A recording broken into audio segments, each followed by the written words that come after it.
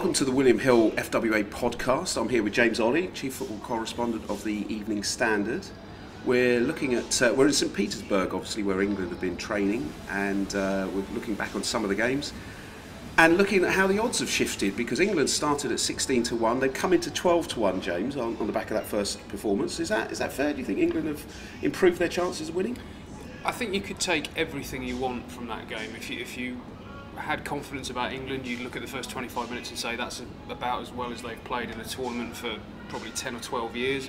I think if you have some concerns and negativities about them, you look at the second half, and particularly the way they kind of dropped off a bit. Obviously they made a defensive mistake and still conceded against a team that barely tried to attack them, but they found a way to win. And I think the fact that they won their opening game for the first time since 2006 is a huge positive, and it will give them momentum to go on into the tournament.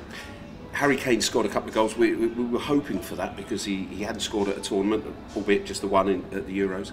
But are they a little bit too reliant? Is that a slight worry that they're too reliant on Kane to score? Yeah, I think when you look at the chances that England created in that game, which is obviously firstly a positive in of itself, but the fact that Jesse Lingard missed a couple of terribly easy chances. Really, Raheem Sterling pretty much missed an open goal. John Stones, okay, he's a defender, but he sort of lashed at one.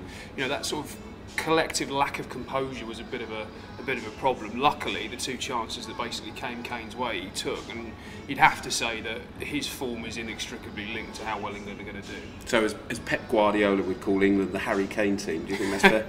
Well, I think from an attacking perspective, some of the combination play is not just involving. In fact, quite often it wasn't involving Kane. It was Lingard, Olley, really linking up very well.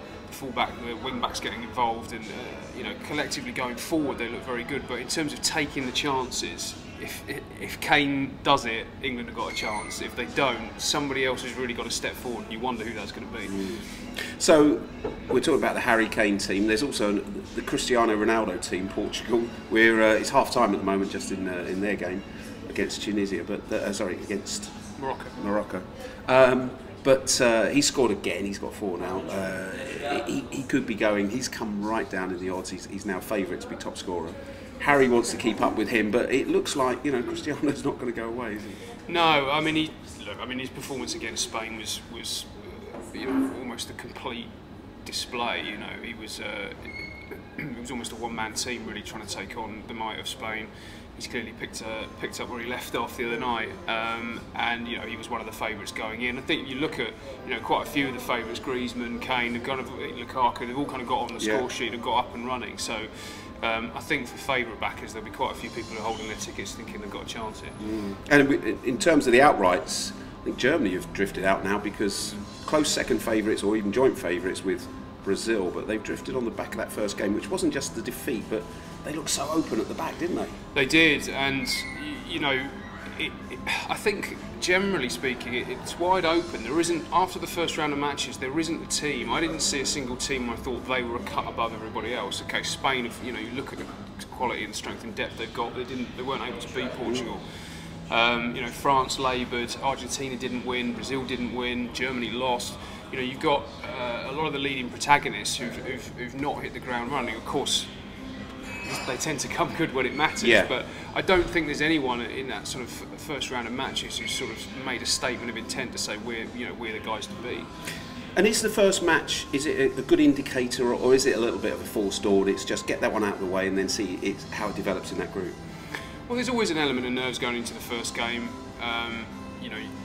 People know, and England know better than most, that if you don't win that first game, you're kind of on the back foot straight away. We saw it a bit with Egypt last night against Russia, that there was a sense of conservatism in their play, because they knew if they conceded suddenly, they'd be facing probably going out. So it's always a balance to strike. I think you probably don't see the best of every side in that first game. I think particularly the big sides, they'll be thinking, well, the first game we ease ourselves in, if we don't lose it, basically, and then the second game we go to win, and worst case scenario we're on 4 points and we go from there. But I think after the second round of matches is really where you know what players are in top form, what teams are working cohesively together, and really who the likely winners or likely latter stage teams are going to be.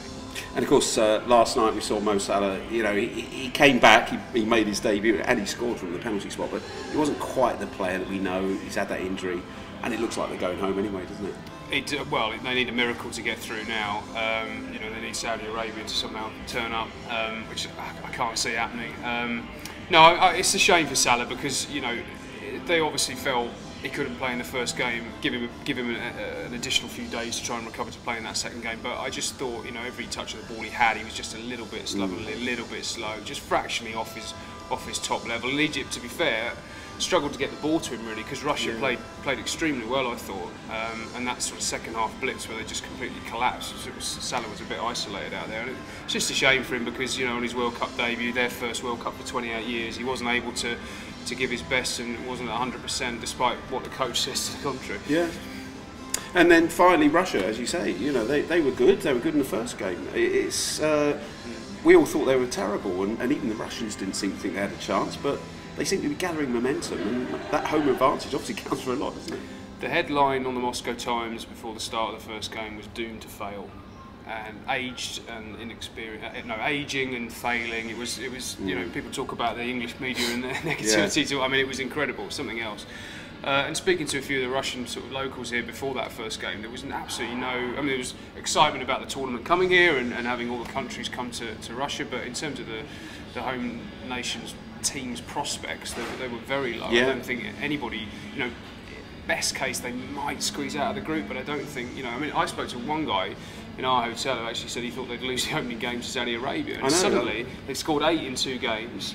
They're playing some really good football, and it's not all about Golovin. I think I've read a lot about that team and seen them a couple of times before the tournament. Everybody's saying, well, if they're going to thrive, it's about Golovin. But actually, they've got quite a few other players who stepped up and really kind of embraced the pressure and responsibility, and they're playing with genuine quality. I worry about them a bit at the back against a better side. I think, you know, Uruguay will give them a reasonable test, and then potentially, if things go to form, they'll play Portugal or Spain in the last 16. And that's going to be a huge ask, but they've got a fighting chance, which is more than many thought they would have. And of course, it's good for the World Cup. The hosts do well because it keeps the whole enthusiasm of the country and the tournament, isn't it? Yeah, I mean, I went to that game last night and then just was walking back down the main street here in St. Petersburg, and there were car horns and flags and people cheering, and, you know, all nationalities getting involved, singing Russia and all that, and you feel like it's everywhere's the home city, if you like, where you go when the team's still in it, because the Russian fans come out and want to embrace it. When the team goes out, everybody's a little okay, this is on our doorstep, but we're no longer directly involved.